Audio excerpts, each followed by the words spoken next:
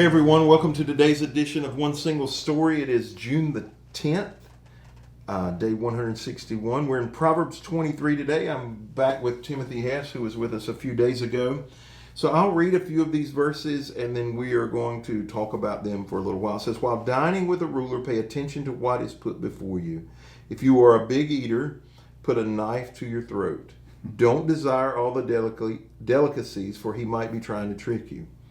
Don't wear yourself out trying to get rich. Be wise enough to know when to quit. In the blink of an eye, wealth disappears, for it will sprout wings and fly away like an eagle. Don't eat with people who are stingy. Don't desire their delicacies. They are always thinking about how much it costs. Eat and drink, they say, but they don't really mean it. So there's kind of three pieces here that I want to talk about in the very beginning. The first three verses talk about dining with a ruler, or a person of influence, or a person who's in charge. It could be your boss, because we're not going to get invited to the White House very often, or we're not going to get, invited to a king's palace very often. But in the context of everyday life, we may be invited to our boss's house, an influential person's house, a dinner with a politician.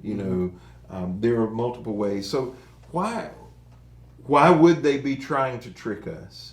And what should we be keeping our eyes open for when we are in those situations? Well, I guess the first thing that I thought about when I was studying this was be temperate in all things. So the picture that's painted is this lavish spread with a person of influence sitting across from us.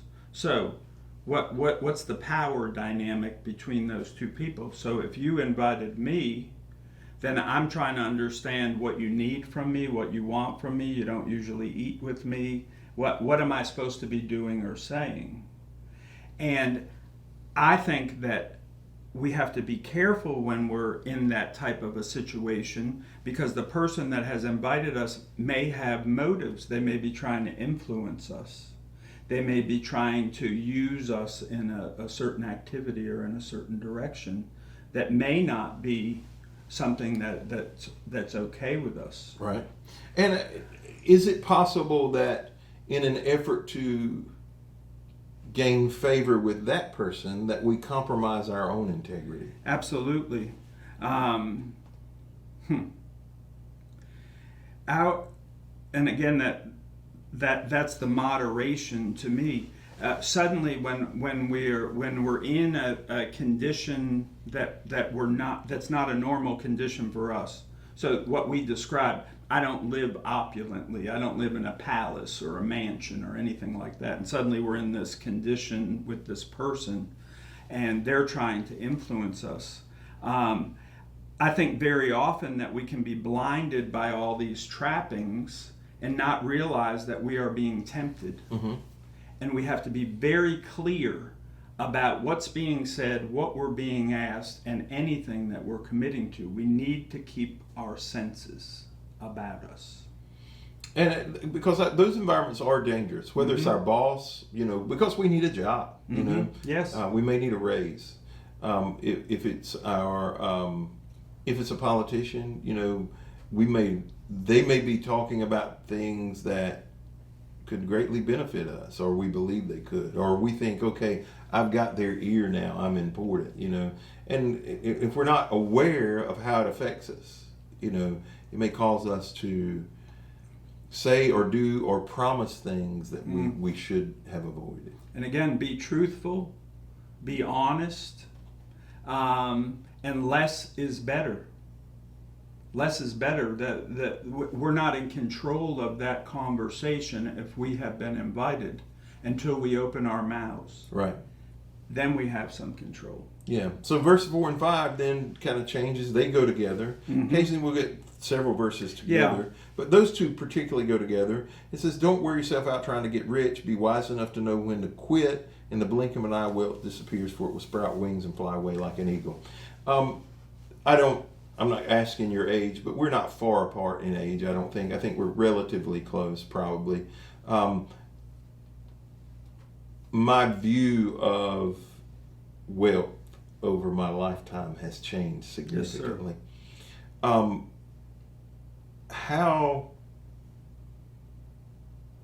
Why do people, maybe that's the way I should answer it, why do people wear themselves out trying to get rich? Well, I think the majority who are doing it, they are godless people, and it's their idol. Okay. So let's take that whole segment. Right. And unfortunately, the godless percentage is increasing, and all these behaviors are increasing as well. There's nothing wrong in being rich if I use those resources properly. Right. If I am using those resources for my family, for my church, for whatever organizations that I give to or support. If I am taking all of that and using it for the good of others, then I say it's a blessing, and it is not an idol, it's a tool. And so why does it say it disappears like so quickly? I can't just be talking about death. And I think it's just saying don't waste time. We have a limited amount of time on this earth. We don't know. You and I, our sell by date, Right. Mine could be when I walk out the door, and yours Yeah. could be when you pull out the parking lot. We don't know. Right. We don't know. So don't waste time on these things that don't matter. Don't waste time chasing fleeting earthly treasures.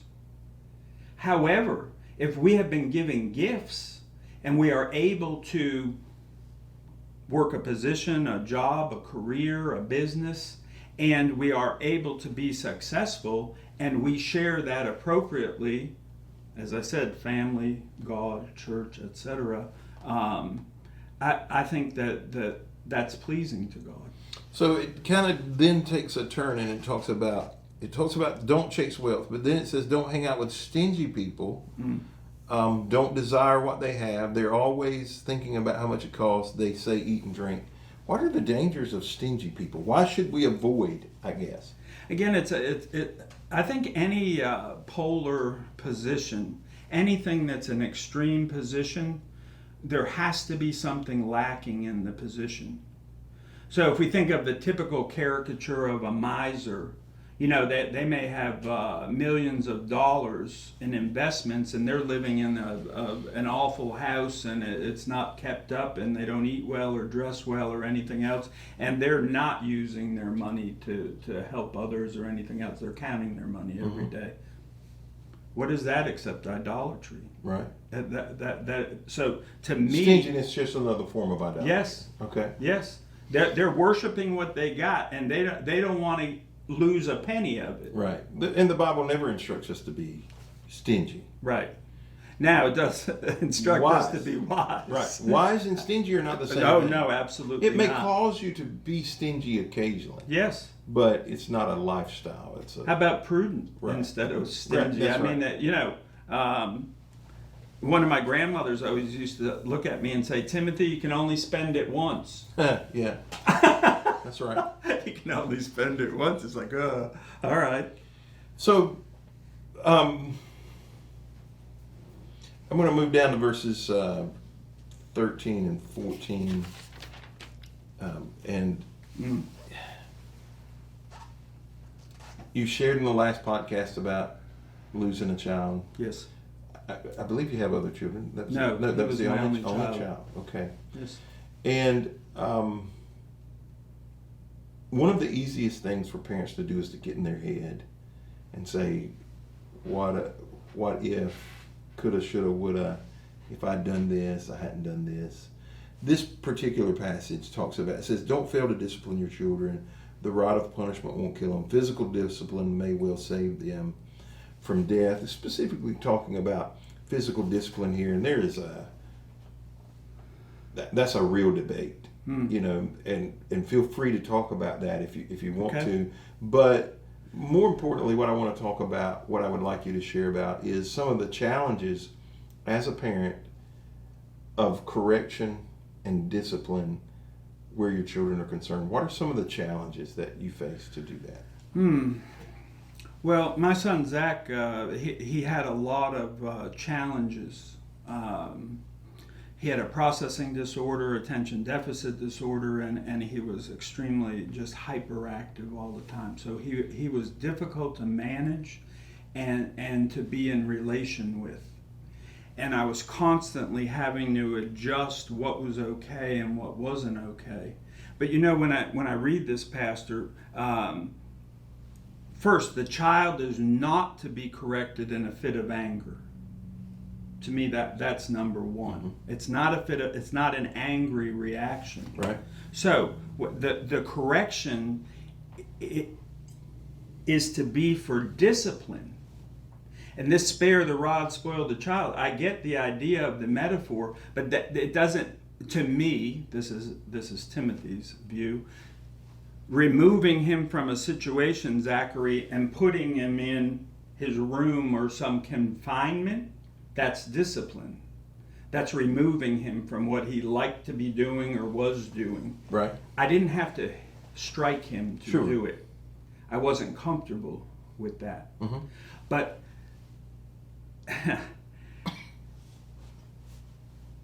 to me, without discipline, we have anarchy. Without discipline, we have lawlessness. Without discipline, our society completely disintegrates, and we're seeing some of that. We really are seeing some of that. So in our homes, if we don't have discipline, we can have that lawlessness or that confusion all the time in our home unless we set boundaries. And to me, discipline is about boundaries. And learning those boundaries, teaching those boundaries until the person can have enough self-discipline to implement the boundaries themselves. Good. And for parents, that's a challenge because it pains us. My dad used to say, we had physical discipline in our house. He'd say, this hurts me worse than it does you. Yeah, and there's truth in that. It did. I didn't know it until I was a parent, but even truthfully, like today, if a parent, as I got older, I can remember losing my car. It was more trouble for them for me not to have my car than it was for me to have my car, because then they had to carry me to the places I had to be, school, practice, band, whatever I was doing. That's right, work. They were responsible for them. So then all discipline is more painful for the person that's giving it than the person that's receiving it. And the instruction often is onerous. There's a cost to the instructor. Right. Yeah, it's good. So when it gets to verse 20, it says, do not carouse with drunkards or feast with gluttons, for they are on their way to poverty, and too much sleep clothes them in rags. What I read there are excesses. Avoid people who are given to excess, whether it's drinking or food or whatever. What are you saying? I think the wisdom here is, first, be careful of the company you keep. In AA, there's a saying that if you go to the barber shop often enough, eventually you're going to get a haircut. That's kind of tongue-in-cheek, but it exactly addresses what you were just asking about, because whoever we're hanging out with and wherever we're hanging out, that is what we're going to gravitate toward. And we probably know we shouldn't be there in the first place. So then we have guilt and remorse, and that's before we even get started. What am I doing sitting here with these guys? Right. I should be home with my family. Right. Oh, give me one more. Yeah. And that leads to so much pain. And it's not just drunkenness. No. Any excess at all. Too much TV is dangerous. Oh, too much online is dangerous. Right. Yeah, social media. Yeah. And again, as Christians, suddenly we're perusing all this godless stuff. There's no godliness filter out there on the Yeah, that's right. Yeah. Google doesn't have a godliness filter. No, Yeah. they don't have a godliness filter. No, Meta, whatever that is, no, they don't have it either. So we have no idea what we're looking at, but we can assume most of it is ungodly. Right. So when you get to verse 24 and following, I'll read a couple of them. And then we touched on this just briefly a minute ago. And I really believe you probably have some insight that will be heartfelt for people to listen to. It says, the father of godly children has cause for joy. What a pleasure to have children who are wise. So give your father and mother joy. May she who gave you birth be happy. O my son, give me your heart. May your eyes take delight in following my ways. And then he gives an example. A prostitute is a dangerous trap, and he tells the dangers of, and in the end it bites like a snake. You'll hallucinate, you'll see things, you'll stagger. In the end, it's devastating. And so what I would like to do, we got just a few minutes left. You shared briefly about your son, Zach. Is that Zach? Mm-hmm. I have watched my own children, and my dad has watched me at times in our life stray and make stupid decisions. Mm-hmm. I've never had the end Mm-hmm. that you have had. Yes. I've had times when it could have been that end. Yes. So as we close, what I'd like you to do is to share with the people who are watching or listening about some of the pain of watching a child take a path and the end be devastating, and your response to that. Yes. So first, I thank God for salvation. And the fact that going through all of this with Zachary, I always had a firm foundation in church. Was talking to my pastor all the time. I mean, I was getting support with regard to the challenges and issues but once he got old enough that suddenly it was lawyers, guns, and money, because he was always in trouble. Right. Always in trouble. And all I could do actually was respond to whatever the particular issue was at that moment, and then whatever discipline that I could provide that would try and set him in a different direction once again. But I will tell you that over the course of his last couple years when he was totally out of control, I began to pray. I began to pray for direction with regard to what more I can do for this child. And I prayed that if I had done everything that I could do for him, that I asked God to tell me that. And I prayed that, and I prayed that, and I prayed that, and finally I had to stop enabling him. I had to stop helping him do what he was doing. And his response was to kill himself.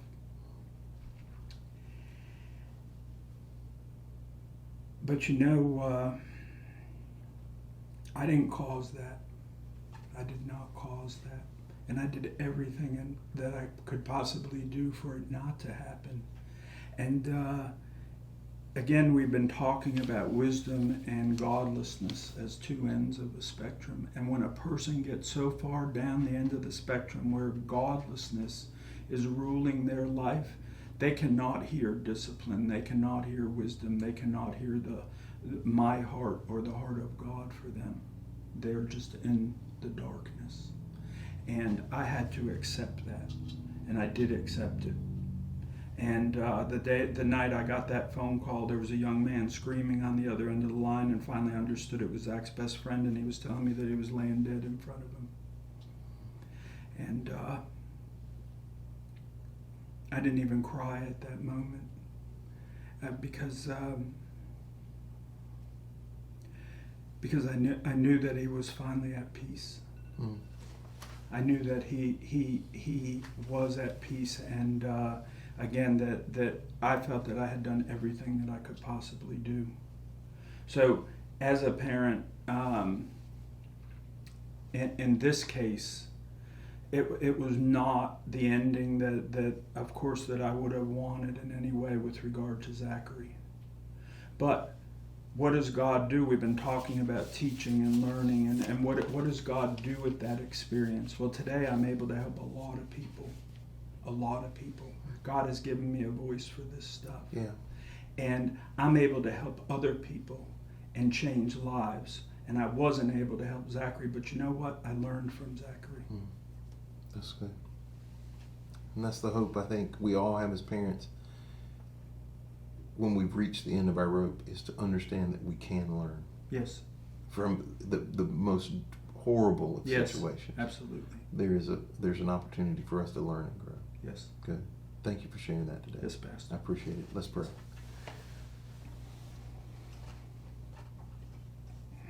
Father, one of the most challenging, heartbreaking